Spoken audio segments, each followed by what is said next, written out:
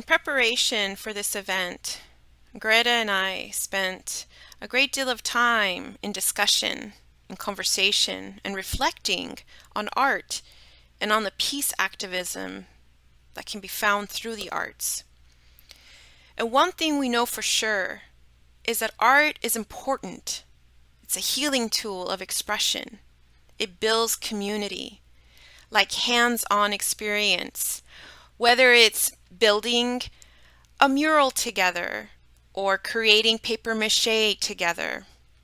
Coming together through art builds community. It is consistently changing and evolving and gives room for growth and expression. But with the defunding of the arts in the public school sectors and the increasing loss of the communal experience of making art, leaves out community discussion and community outreach. So a question that came for us: is there a direct correlation with the loss of the arts and the state in which our nation is in?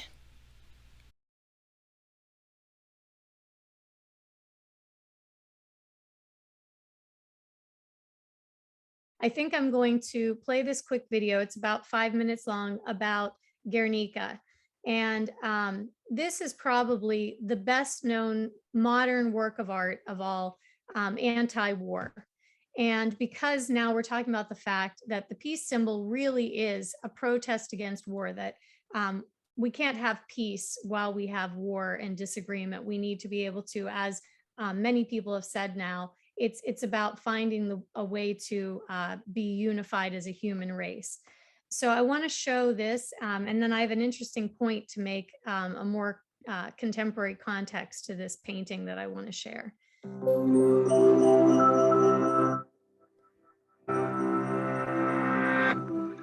On April the 26th, 1937, fascist forces bombed the Basque village of Guernica in northern Spain.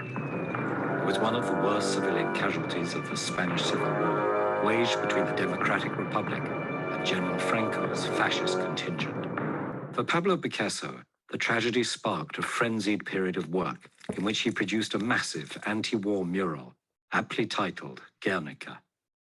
The painting is a powerful work of historical documentation and political protest. But while Picasso's artistic motivations are clear, the symbolism of the painting can be as confusing and chaotic as war itself.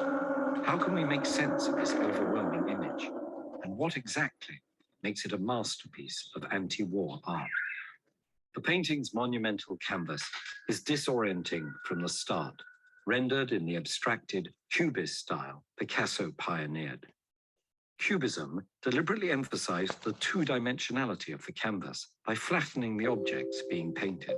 This afforded viewers multiple and often impossible perspectives on the same object, a technique considered shocking even in Picasso's domestic scenes.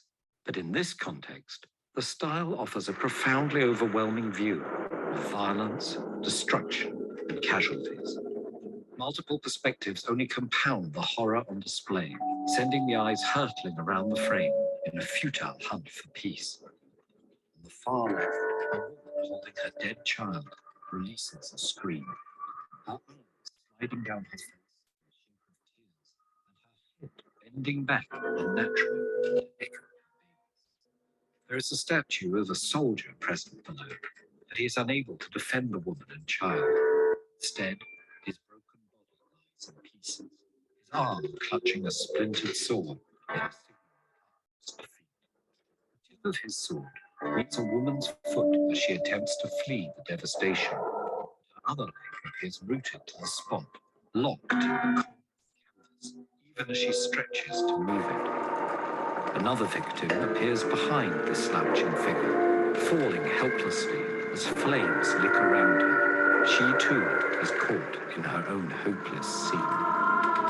Each of these figures bordering the painting are horribly trapped, giving the work an acute sense of claustrophobia. And where you might expect the canvas's massive size to counteract this feeling, Its scale only highlights the nearly life-sized atrocities on display. Some possible relief comes from a lamp held tightly by a ghostly woman reaching out the window. Is her lantern's hopeful glow truly lighting the scene, or is it the jagged light bulb thought to represent the technologies of modern warfare, which illuminates her view of the chaos below? Coffin-like confines of her window, her arm guides the viewer back into the fray to perhaps the most controversial symbols of all: two ghostly animals caught in the destruction. Does the screaming horse embody the threat of Franco's military nationalism, or does the spike running through its body convey its victim? Does the white bull represent Spain, the country of matadors, and a common theme in Picasso's work, or does it stand for the brutality of war? In this scene of strife, these animals raise more questions than answers, and additional elements hidden throughout the frame offer even more secrets for close observers. At the top of the canvas flashes a bird desperate to escape the carnage. And the abundance of animals on display may hint at the bombing's date, a market day which flooded the streets with villagers, animals, and other potential casualties. Like the bombing of Guernica itself, Picasso's painting is dense with destruction. Hidden beneath this supposed chaos are carefully crafted scenes and symbols carrying out the painting's multifaceted attack on fascism.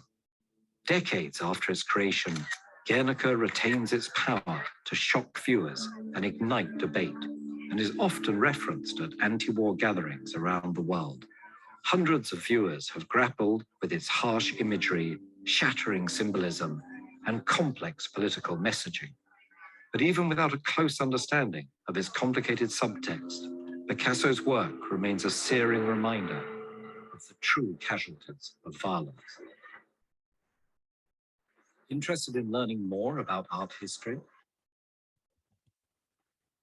Okay, so just very quickly, the painting by Guernica by Pablo Picasso depicts what happened when Spanish forces dropped bombs on a civilian town. And actually, it was German and Italian forces that they allowed to bomb civilians.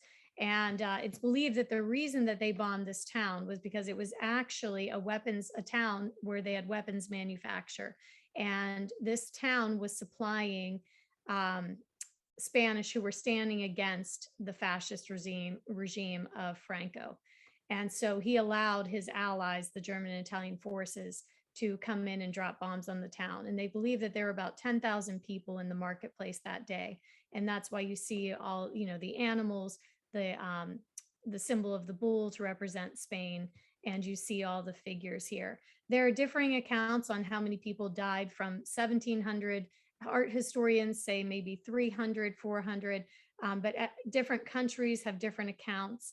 But it again stands as a moment in history where an artist has taken a stand against acts of violence against people and a call for peace and for an end. And I think that, there's always this interwoven politics with these ideas, and this battle against the ideas of fascism and idea for democracy and freedom of expression, freedom of rights. So this painting was hung at the United Nations. It was first viewed at a World Fair in France. And then later, after Franco was out of power, it was allowed to return back to Spain. And then at some point, it had made its way to the United Nations. In 2003, Colin Powell was giving a speech in support of entering Iraq for the start of the Iraq War. And I don't know if it was his decision or if it was people around him, but this painting was covered so that he could give his address without having this great anti-war painting hanging behind him. So when he gave his speech, he was at the United Nations, and this painting was covered in a blue tapestry to hide it. So it's, an interesting modern context that art can be so powerful and have such a strong impact on how we think and feel that they felt it necessary to hide this work of art to advocate for war. So I think that in talking about the place of the peace symbol, the place of these paintings like Goya and Guernica, the idea is that art itself really can help to transform and engage society. And when we're trying to have a movement, having something that we can all come together and see and share and understand without maybe the context of words even. You can see the peace symbol in any country around the world. We can see Guernica, and I don't speak Spanish, and yet I can understand what this painting is about. So I think that's the value of art, is that it can transcend cultures, and the meaning can be universal. Does anyone want to share an impression or something you felt came up for you while you were watching the video? I can share the, that's actually the first time I saw the Picasso painting, and just, witnessing that painting, it's so evocative. It gives you such a visceral feeling of overwhelm and fear, and it really just captures my emotions. I was really struck by the imagery there, and really grateful for how it was presented. Greta, thank you. Yeah. Yeah, I often, every time I look at it, or I look at any of these things and I talk about them, I'm still almost moved to tears that, we aren't farther ahead that I would, where I would like to be. That, just what was it, a week ago, the United States, Australia, more discussions about, adding nuclear missiles. There's war throughout the world. It's difficult sometimes to really slow down and look at it. And artwork like that really shows the truth. Mm-hmm. Thank you, Greta.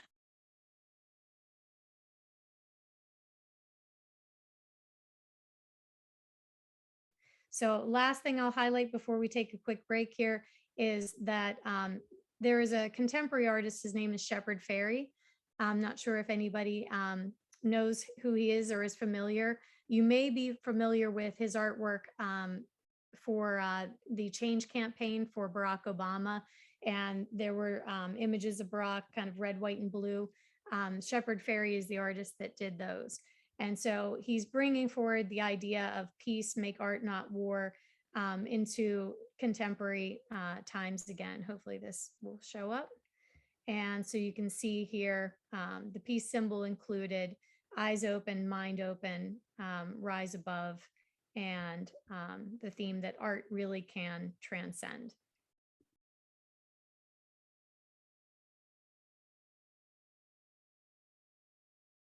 And I decided to highlight one of my favorite artists, Faith Ringgold. So it excites me to have an opportunity actually to talk about her. I reference her in school all the time. I may or may not have mentioned, but I know we posted in the very beginning, but I teach art. And I have taught kindergarten through high school. I'm currently 7th grade through 12th grade right now. But at all ages, I have always used her as an artist for discussion and for inspiration, because I think she is such an important American artist. So I'm happy to talk about her today. So just before we get to Faith Ringgold, I want to set up just a little bit of what was happening during this time period.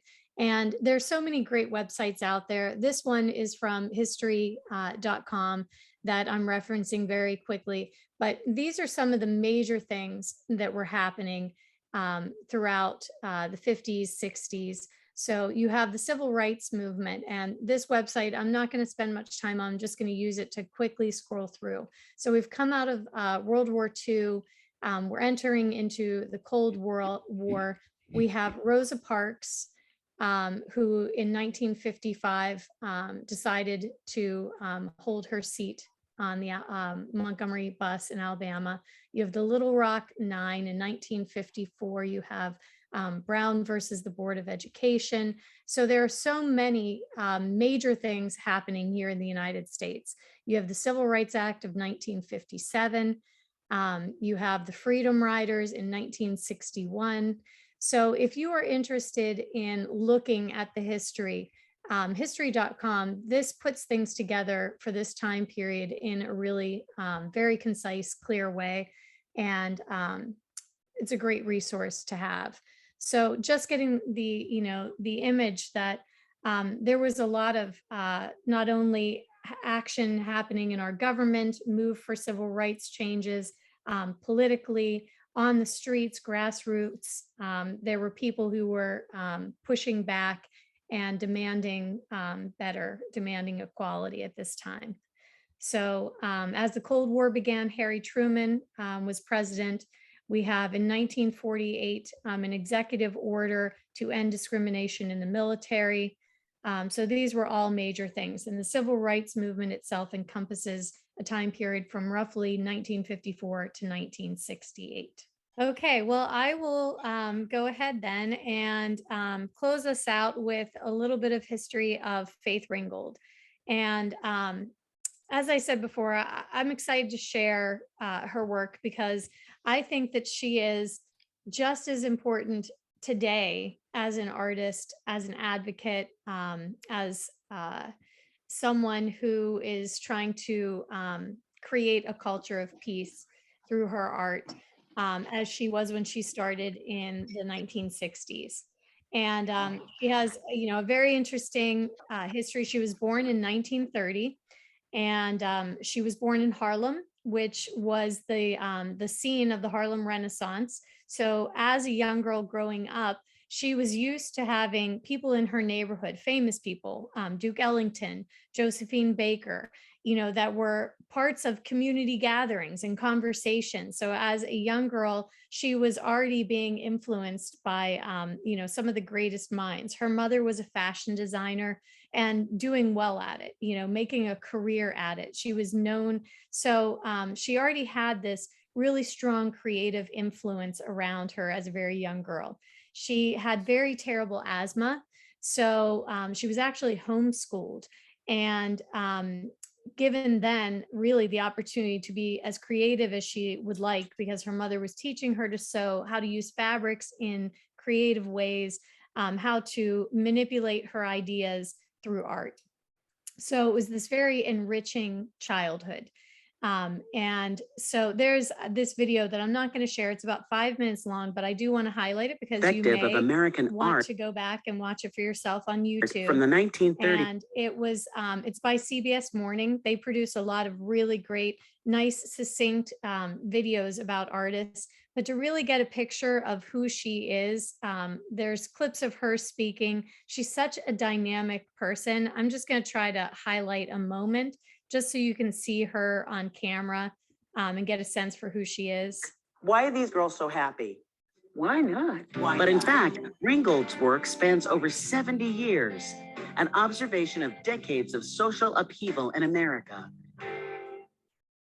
When people said one thing, you would say, but I'm going to do it anyway. Yes, because that's necessary. If you want to do something, you cannot just go by what other people want. A consummate. So that actually took me back when Ms. Fernandez was talking, because when she first applied to City College, she was told by her family, you're going to go to college. This is just something. And, what I tell my kids, like, you're going to go to college, you're going to go to school and do something. So she decided she was going to go to the City College of New York. And at that time, it actually was an all boys school. And she was one of the first female students to attend as an undergraduate. And that was about, I think, 1950, 1951. And she actually wanted to be a fine art major, but was told no, there are certain degrees that women can have. That's not one of them. So she was put on a path for art education, and which she did, and she majored in art, kind of, found a way to marry the two, and graduated with a degree to be an art teacher. And then she did work in the New York City public schools for many years. Also then became a professor And so she found a way to marry her love of teaching, but also pursue her own art in her personal time. So in the 1960s, she meets her second husband. Her first husband, unfortunately, they were married for about 4 years. He was a musician and developed a heroin addiction, which later led to his death. So she had 2 children from her first marriage, which I believe work with her all through her adult life in her foundation and her advocacy. So she had 2 children from that first marriage, and she marries her second husband with the last name Ringgold. That's when she starts to use his last name in the 60s as she's producing one of her best known series, the American People series. So her website, just to highlight that as well, is a beautiful way to kind of look through the decades as she is developing it as an artist. So her earliest works, the American People series, she is painting her life experience. She's painting people around her. And one of the things she says is even most taboo is that as a Black woman, she was told she should not be painting white people, that there was, a class distinction, a hierarchy difference, that that was one thing that already she was doing that was taboo. And as she stated in that video, she was never one to shy away from those challenges, that when someone told her not to, she pushed back and did more of it. And that's one of the things that I love about her, is that, these were challenging times, not just for women in art, that they weren't really represented, but as an African American woman, there was a whole nother layer. And during the civil rights movement, as to the work that she was producing.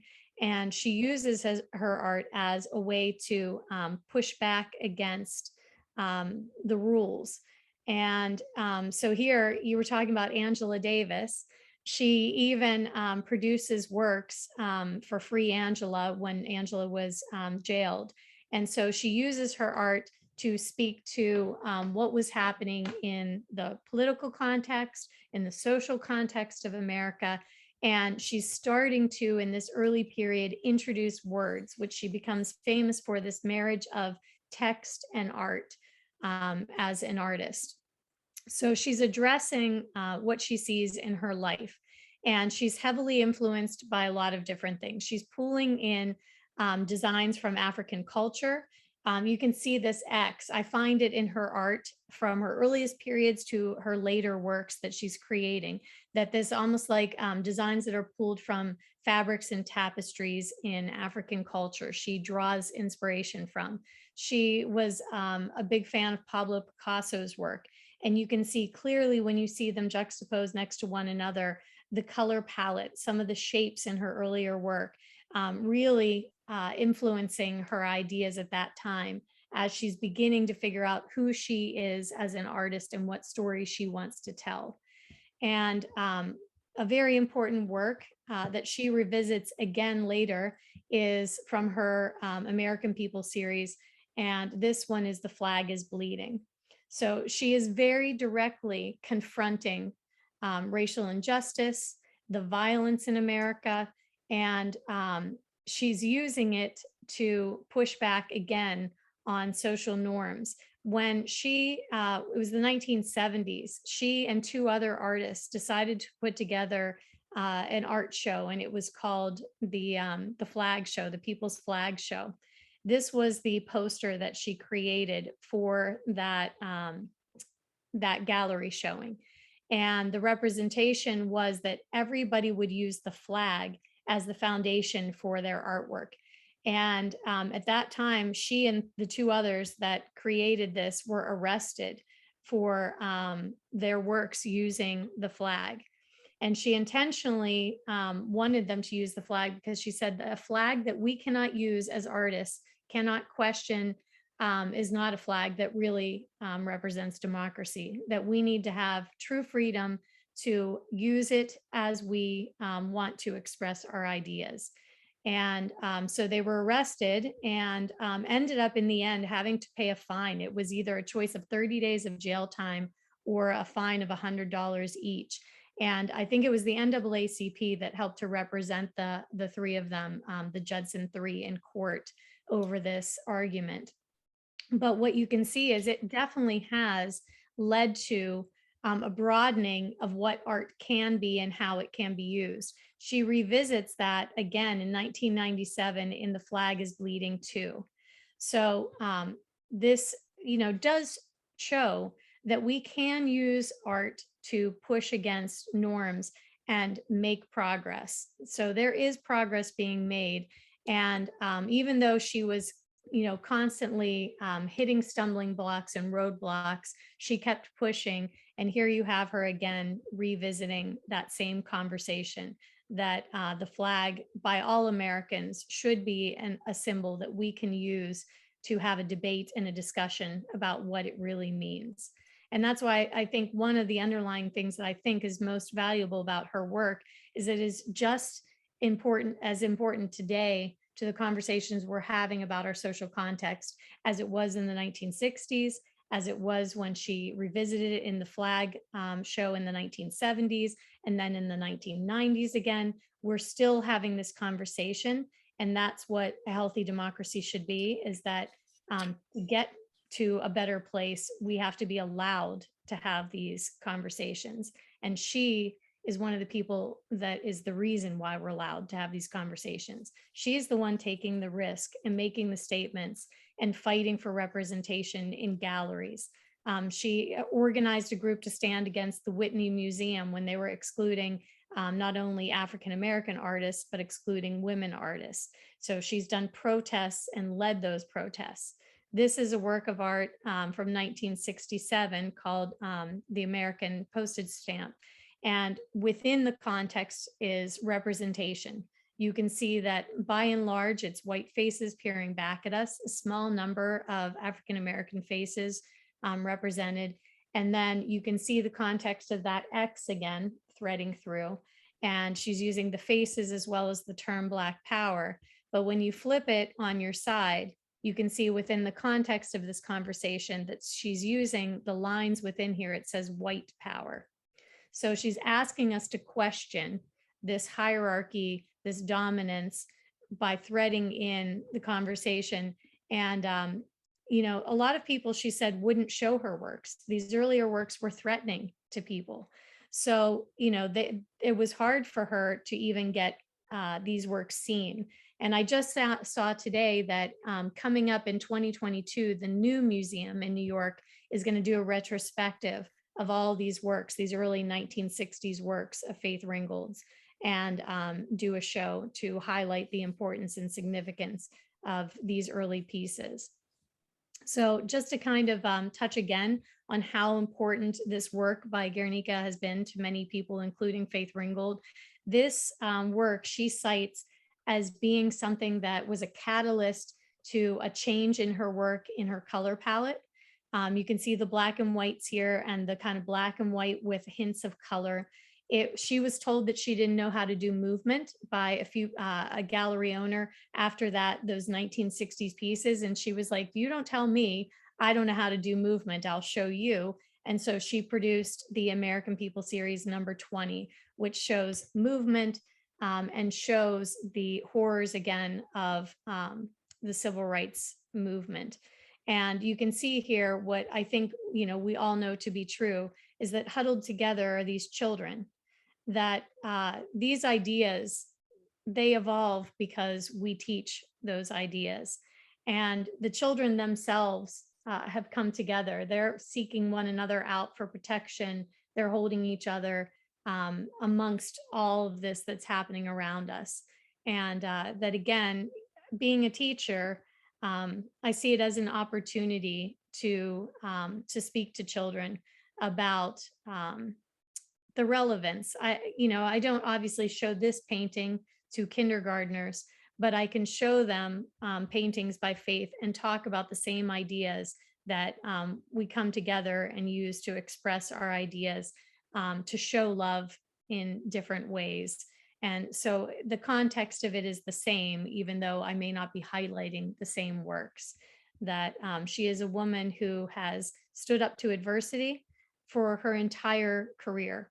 and has used her art and her words, her text threaded in to create award-winning books, as well as her own style of art, which you see here in her latter years. She moves into bringing together that sewing tradition that was passed down from her grandmother and from her mother. And her mother actually helps her to sew her first quilt. As she does, she paints on fabric and then sews and hand writes words in to tell the stories. She's always been a storyteller. So here in the end, you can see that she's using these to thread together her ideas of peace and love, as well as her questions for the future of what do we want and how can we all be represented in the future in this country that we hope will be a thriving democracy that represents everybody equally in the future. Thank you, Greta. Can you show that? Can you bring up that picture, the first one with her? With the I think figures. Yep. No, it's the next, the black and white one to your Which left. one? To my left, this. Oh yeah, of her standing in Yeah, front of it. I just love that one. Yeah. One of the things that Greta, just to wrap up here, is one of the things that Greta and I talked about while we were preparing for this was, you know, I never saw art like this. And I oftentimes wonder, you know, would it have had an impact on me as, you know, as a young person or anyone of my peer group? Because growing up, we were seeing art in a different way, whether it was landscape. I very rarely ever saw artwork like this. And it really posed this question for me is how art pushes forward an idea. And in this case, you know, this question on diversity, this question of you can do it, this question of having dignity in one's career, in one's profession. So having reviewed these things with Greta, the question that came up for us was, as a, you know, as us in a group, if we can share a bit, is, you know, as we see that art is important as a way of expression, it's constantly changing, evolving, just like we saw and heard from Greta about the peace symbol and peace activism through the arts. We know that in this country, they're defunding the arts. So is there a correlation with the loss of the arts, the loss of the communal experience related to arts? And is there a correlation with that and where we are as a nation? I think it's lost. I think, you know, I wanted to ask you too, Greta, that was the question I wanted to ask you. Since you're teaching, and I know, you know, young people nowadays, they're so computer oriented and they can move this line and make this picture. I mean, how is art helping them develop? I actually think it's more important than ever now because a lot of kids don't take that time. It takes time to make something. It's a Right. slow process and everything is so fast now. Everything happens so quickly that it forces them to slow down and, you know, take that time and learn what time it takes when they see something that, wow, that might have taken that person, you know, months to make or even years to build.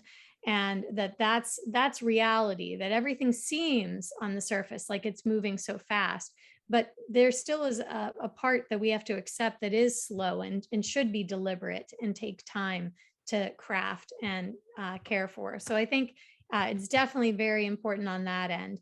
And I think it's important on the other end is that I feel like I get the opportunity to expose them to these conversations where I think we've lost that with standardized testing, that I felt it change gradually over time, that there's been this shift from kids having time to experiment or conversations in the classroom that used to you could just take a turn and have a conversation.